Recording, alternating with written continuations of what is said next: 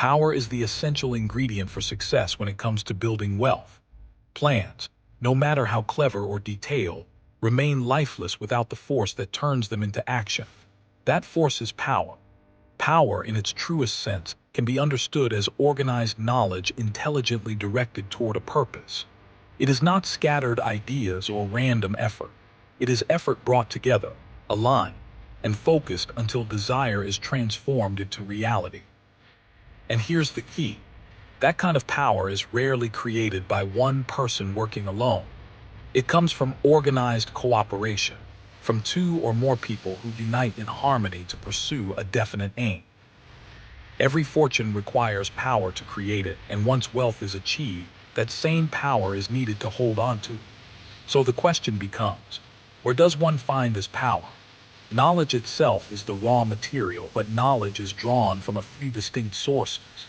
There is infinite intelligence, the universal storehouse of ideas, tapped through imagination, intuition, and inspiration. There is accumulated experience, the knowledge left behind by those who lived and worked before us, preserved in books, schools, and libraries. And there is experiment and research, the constant discovery of new truths in science and life, which keeps expanding what we know. By itself, knowledge from these sources is only potential. To become power, it must be organized into plans and expressed through action. But this is where an individual often meets difficulty. No one person can possibly gather and apply all knowledge on their own, especially when the goal is large. To make great plans succeed, you must draw on the minds, skills, and experiences of others. This is where the mastermind principle enters, the driving force behind nearly every great fortune in history. The mastermind can be described as the coordination of knowledge and effort, carried out in a spirit of harmony, between two or more people working toward a definite purpose. Without this principle, no individual can wield great power. When you create plans with persistence and intelligence, and when you choose your mastermind partners wisely, you are already halfway to your goal before the results even appear. There are two dimensions to this principle. The first is economic. This is easy to grasp. Surrounding yourself with a group of people who will lend their cooperation, advice, and skills, while maintaining perfect harmony, creates advantages no one person could build alone. Nearly every great fortune has been built on this kind of cooperative alliance. It is the foundation of enduring wealth. The second dimension is psyche.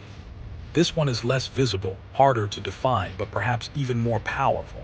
No two minds ever meet without producing a third invisible force, a kind of additional mind that springs into existence.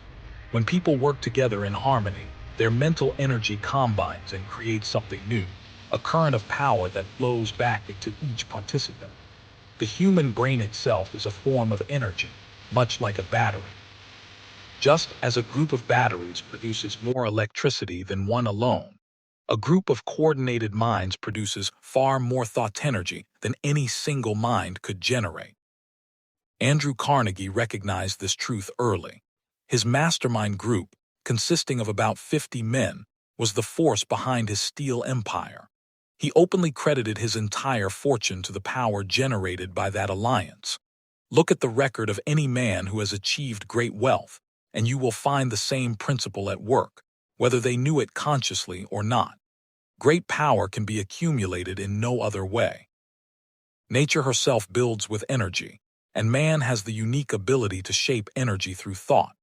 When a group of minds harmonize, the energy they create is not merely added, it is multiplied.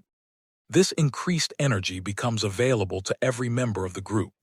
This explains how Henry Ford, a man who began life with poverty, little education, and no special advantage, became one of the richest and most powerful men of his time.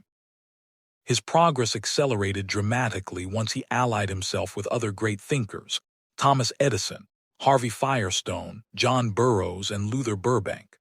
Through association, Ford absorbed their energy, their ideas, and their habits of thought.